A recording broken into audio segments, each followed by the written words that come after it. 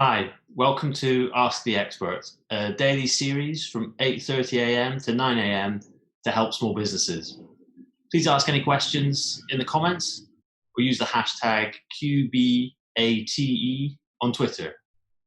If you need any more advice, join the official Intuit QuickBooks SMB community group on Facebook. Accountants and business experts are on hand 24/7. QuickBooks also have a dedicated COVID-19 information site. Just go to the QuickBooks website, scroll down a bit, and click on the big Learn More button under the header. Support for you and your business during COVID-19. So hi, I'm Jamie Fraser. I'm the founder and CEO of 996 Solutions, which is a legal operations consultancy. So today I want to talk to you a bit about kind of where I've come from and how I've ended up starting my business at the beginning of the largest global crisis that's ever happened. It's been a rough few months for everyone, and I thought I'd just like to share my story with you. And I'd probably talk a bit about kind of where I've come from, as well as what I hope to offer and what I think I can help small businesses with in the future. So I'm a lawyer by training. And I started in kind of big city law firms, places like Freshfields in London, and was really a commercial lawyer there, working in IT and technology industries. Then worked in a US law firm. I realized, though, that being a partner wasn't my destiny. And really what interested me was how businesses operated and really getting inside the strategy and the working of a business. And so at that point, I moved in-house and I worked at IBM. And that was a great few years working with a big business there, doing kind of big deals. But ultimately, that wasn't really the in-house experience that I was after. And so I then moved to a company called Smiths Group, who are a FTSE 100 business. They're a technology manufacturer. And that was really what it was that I was after, which was being considered a part of the business, not just a legal advisor. And that was fascinating. So that was being thrown questions about tax and employment, stuff that I didn't know about, but I kind of knew someone who did. And so there was a lot of fun doing that. So I worked at Smiths for about 8 years, and I worked in the IT function, then I worked in the oil and gas business for a while. And it was really, while I was there, the thing that I got involved in was helping to restructure the legal function. And we built new intranet portals and kind of thought about new programs. And that kind of led to this bigger role that I had at Smiths, which was titled Director of Legal Operations and Innovation. And it's quite a mouthful, but I made up the role, so I guess I got to make up the title as well. But so legal operations this was 4 or 5 years ago, was quite a new thing in some ways. And really what that's looking at is, how does the legal function operate? So how do we make that more efficient? And that's typically split into kind of people, process, technology. And while I was at Smiths, we did some great things. We restructured the legal function and built centers of excellence. We created this group of flexible contractors, kind of like a lawyers on demand. If you've heard of that business, we built it ourselves though. We did the kind of traditional things like did panel reviews. We implemented new technology like e-billing systems. And this is really something, this is like how the engine of a legal function works. So not so much about the content of law, but more about the process. How do you deliver legal services to a business more efficiently? And so this was great fun.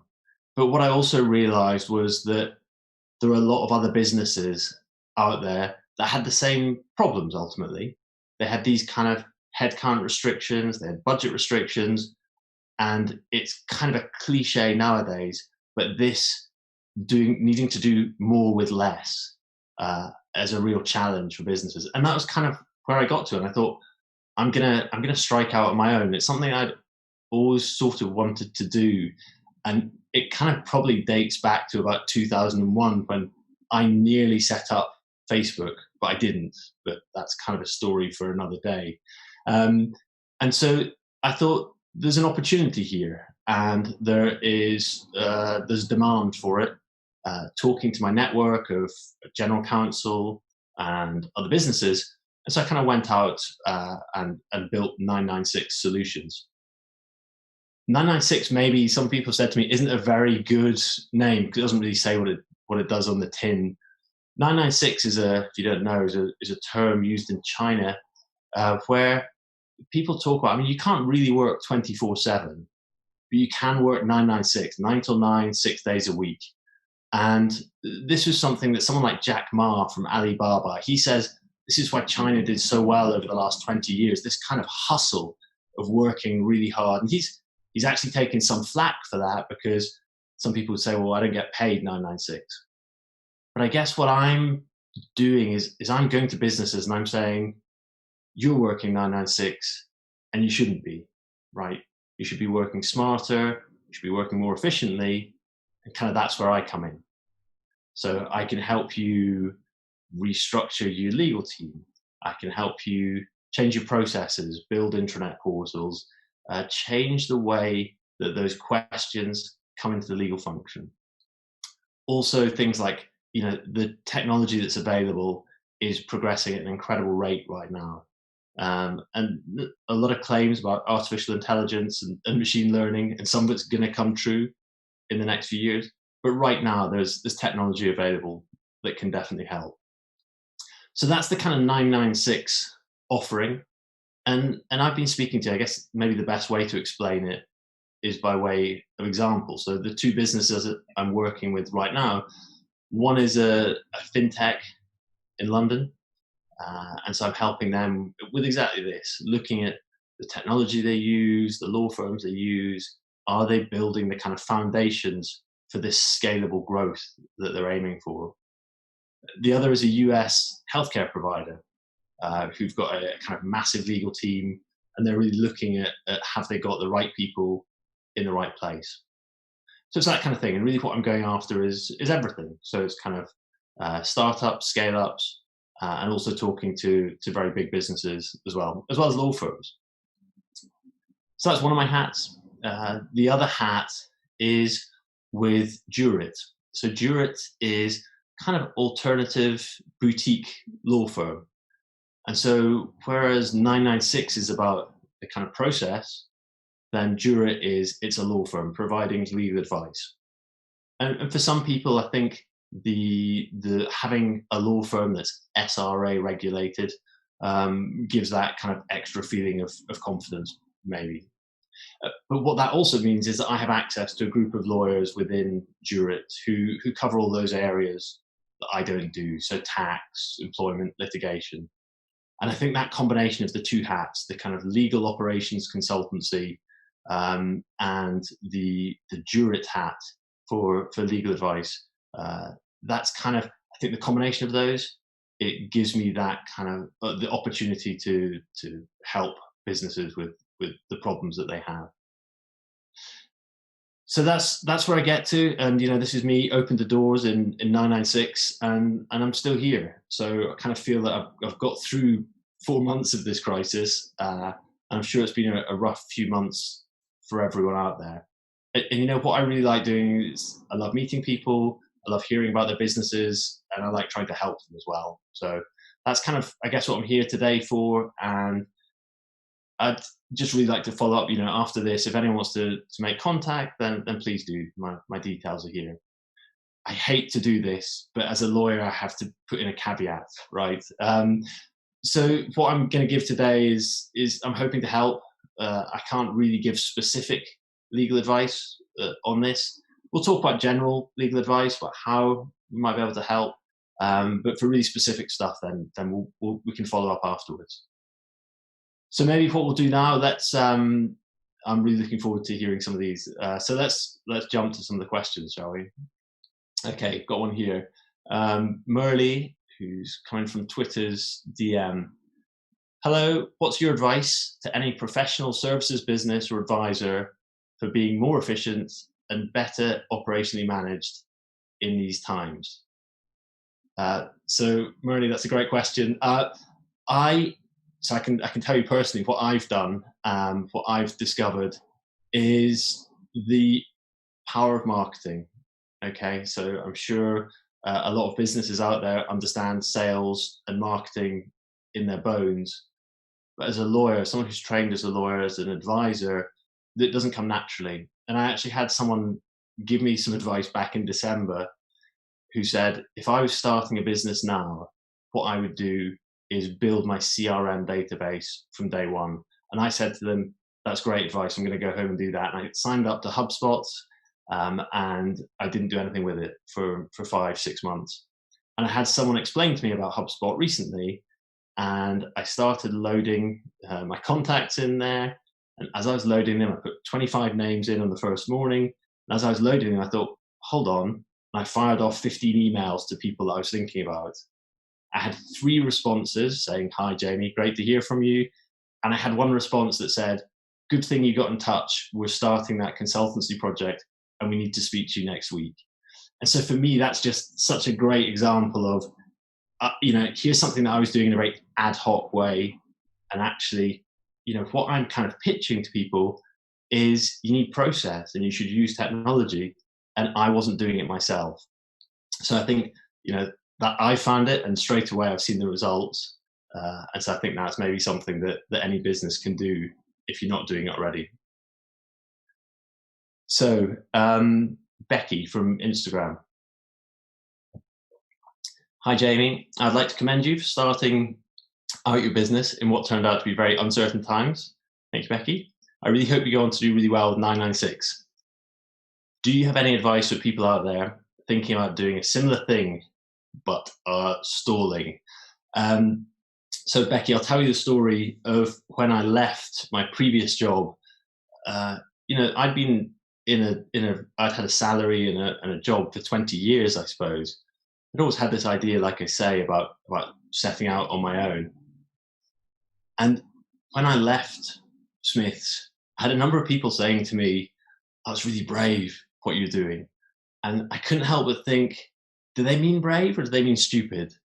And there was a sense that I had from them that they were anxious. And I think it was because they're nice people and they're kind of anxious on my behalf of, is this really going to work out? You're a lawyer. Have you got what it takes to set up a new business? And, I guess I didn't know. I guess what I did know were a couple of things. So I knew I had a network and I'd worked pretty hard at that for, I'd say, the 5 years previously. Really proactively gone to events, networked, built up kind of a group of people who I knew. And some of this was going outside my comfort zone. So talking at conferences, writing articles, kind of building a personal brand, so that when my business came out, it might be something that might be recognizable. So I think that piece, kind of networking, having a network, having a personal brand is one thing. I think the other thing is kind of being confident about the demand. So really understanding that there's a problem out there, and it might not be an obvious demand, right? So you might look around and think, well, hold on, there's already law firms, there's already consultancy businesses, maybe the whole thing's covered. And I think it's that kind of, but is there space for something in between? And I think it's using a kind of bit of creativity to think, actually, could this problem that a bunch of businesses are having, could it be solved another way? So good luck, Becky. I hope that's something you're thinking about. Like I say, always happy to speak to people. Be interested to hear your story. So we've got Felix from Twitter DM. As we're set up now in a working from home environment and staff are working from home, what's the stance on cybersecurity? Is there a protocol or laws checking that employees are adhering to our policies? How, and are we allowed to check up on that? So Felix, I think this is a potentially massive issue. And I'm kind of, there's a lot of reports out now saying that the rise in cyber attacks is enormous. And so kind of cyber criminals taking this opportunity, and whether it's phishing or just general cyber attacks, are massively on the rise. And the thing that I'm kind of looking out for are any sort of big data breaches or scandals that come out because people are using their IT equipment at home and haven't got it configured properly. So the ideal thing, I mean, really is to get some help with this. So, well, there's two things I guess you're asking. I think one is about the practical piece of how should your IT be set up, and that is something that that there are people out there. If you don't, I definitely know people who can help with that. I think the other side, this kind of what does policy say, is another thing. And so if you're, Felix, if you're running your own business, there are some fairly important things here, and there are questions like, are people using their own laptops? Are they using work provided laptops? Are they, do you have policies around monitoring of employees? Are people aware that you might be able to monitor them or to access any of their data? And so there's all this kind of stuff that you really need to think about. Data protection is kind of a big. There's a lot to think about in data protection. And apart from anything else, you want to do it in the right way, because I think if employees don't know enough about the policies and then suddenly kind of feel that they're being monitored, even though you're doing it within the law, right? You've kind of checked the regulations, you've got it built into your policies. But if you're not bringing your employees along, then the kind of the risk is that that they just kind of feel like you're checking up on them. There's a kind of big brother scenario. So again, that's kind of something I'd be really happy to talk to you about, getting the policies in place, but also the way you bring in the change management, the way you explain to people exactly what it is really important. So question here from Stukami, I hope I pronounced that right, from Facebook Messenger. I don't work 996 at the moment. Oh no, I'm working 5 a.m. to 2 a.m. 7 days a week. Wow, Stukami, it's hard, right? It is about the hustle sometimes. I run a video production company and I've been scaling quickly recently. I've outsourced a lot of work to remote workers, but I'm spending more time checking and revising work than when I was a solo freelancer style operation. What would you recommend I change? So this is a kind of problem I'm having, I guess, that I'm trying to pitch to businesses saying you're working 996 and you shouldn't, but actually I'm probably working as hard as I ever have. And part of this is about remote working. So this is, there's a kind of benefit. I used to travel an hour and a half each way to go into London, so I don't have that anymore. I have that time back. But I do find the distinction between home life and work life really difficult. And I think it's something a lot of people have, because I just kind of, you get up, have breakfast, and bang, and you're straight into it.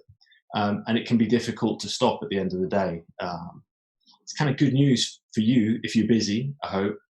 But there is this problem, and I kind of have this sense already that once a business starts scaling, then either when you're employing people or you're outsourcing work, it's about making sure that doesn't create more work, right? So we did this, I think I explained in Smiths, we built this group of freelance consultants. Now they were kind of burst capacity to help the legal function.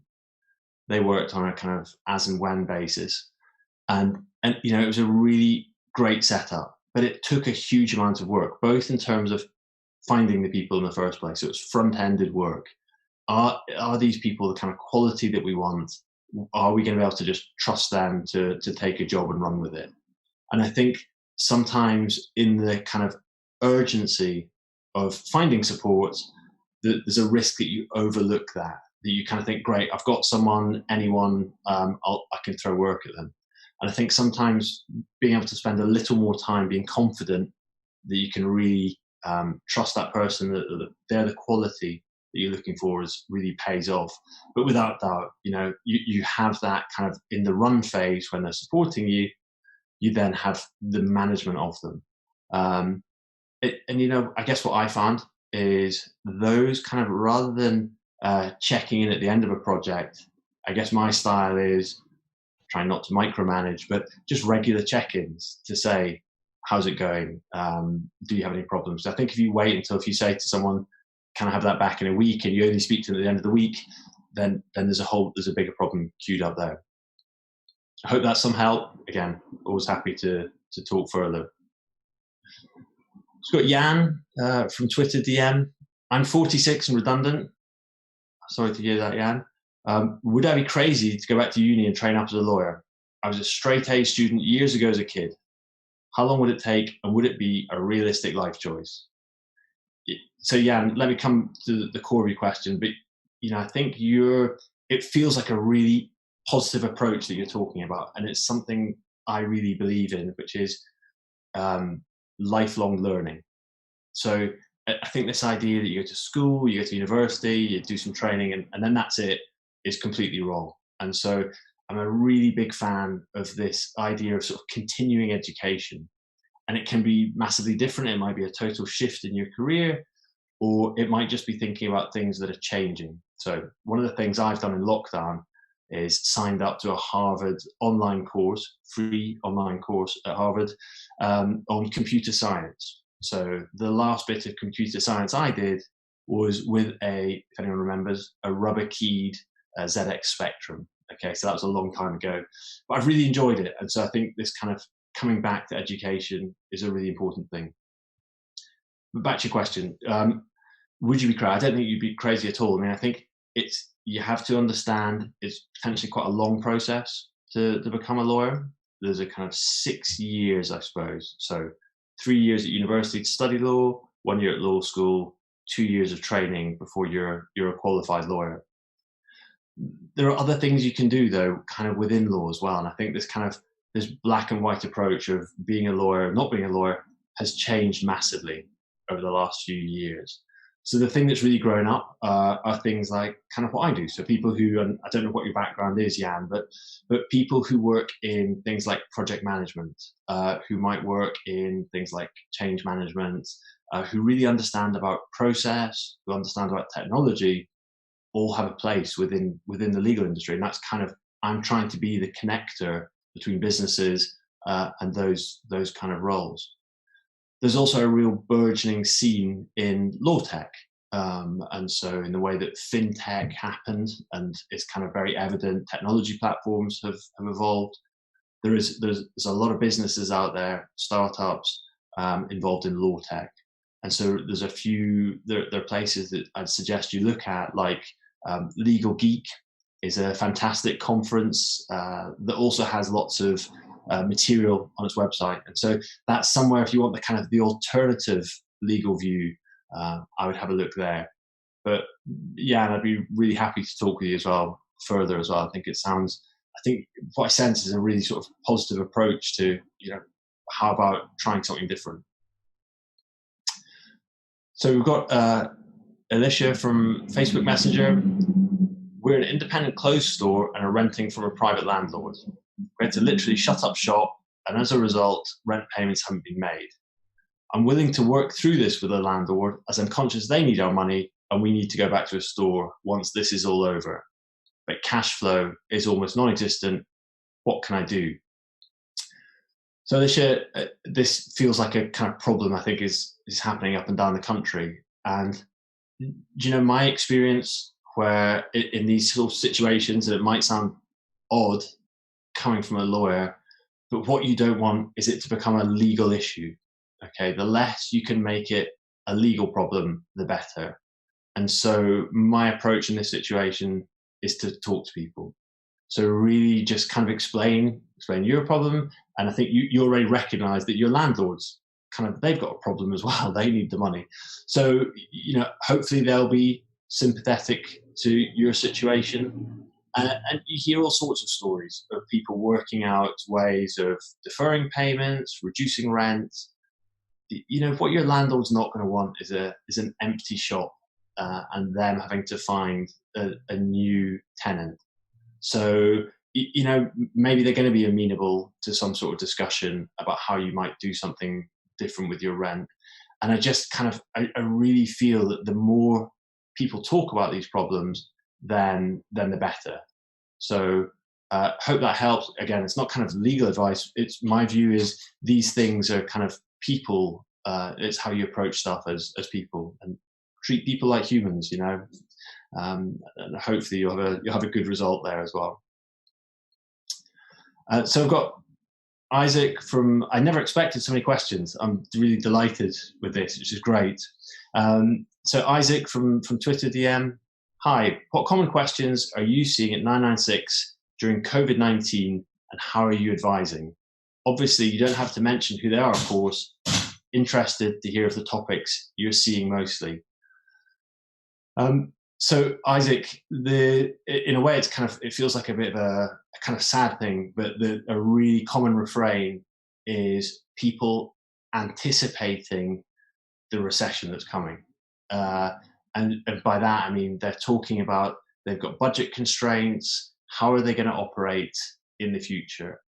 And, I'd hate to be the person who's kind of slashing and burning, but businesses to survive are going to have to adapt. And that's kind of what the 996, that's kind of what I'm trying to help companies do, is to transform. And that might involve restructuring. And the ideal way of restructuring is that you find people roles. Maybe, if you're looking at a legal function, maybe you move people into bits of finance and you kind of can move people around, and hopefully no one has to lose a job.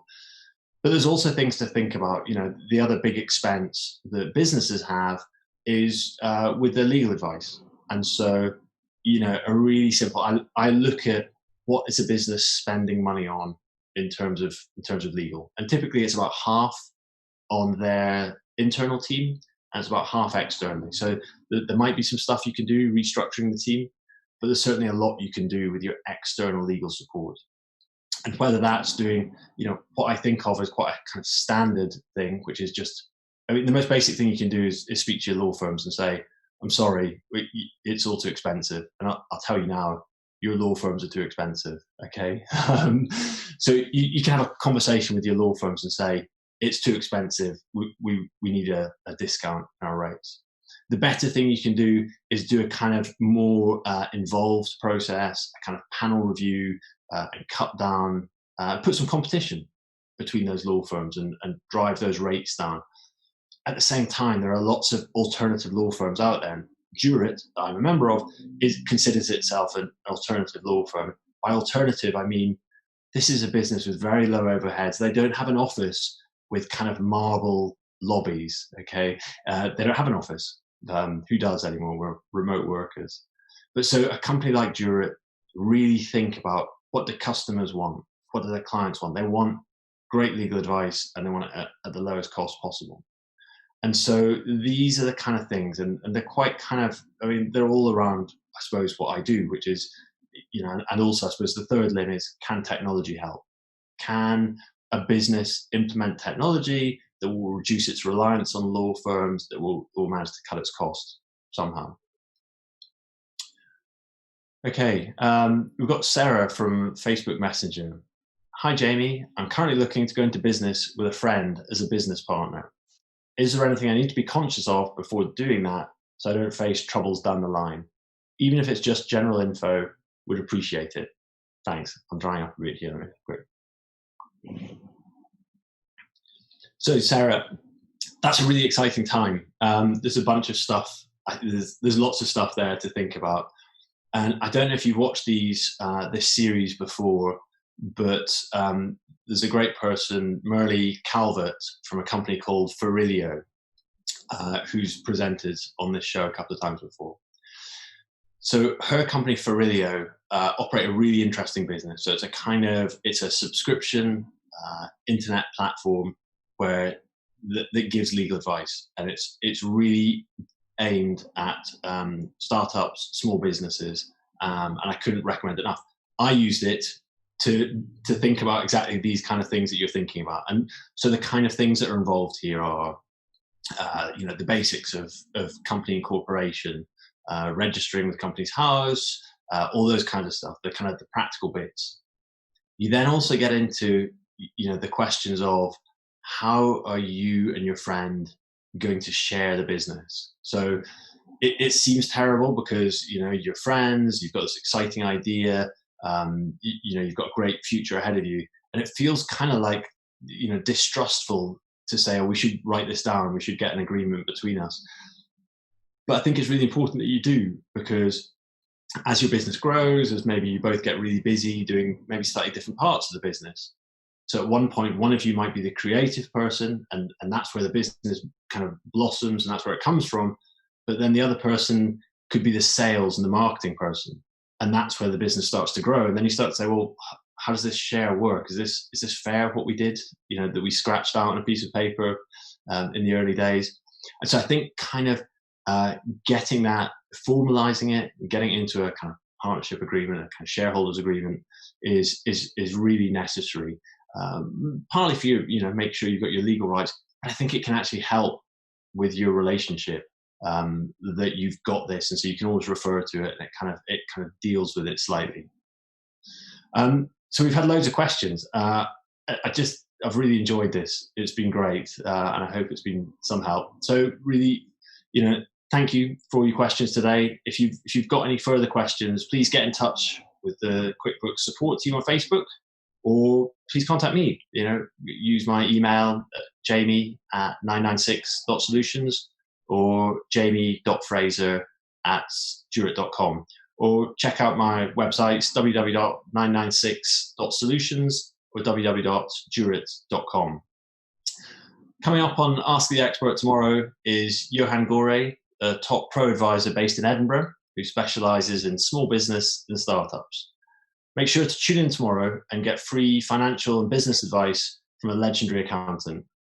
And finally, just a reminder, if you need any more advice, join the official Intuit QuickBooks SMB community group on Facebook. Accountants and business experts are on hand 24/7. Thank you once again for your time this morning. Stay safe, everyone. Thanks.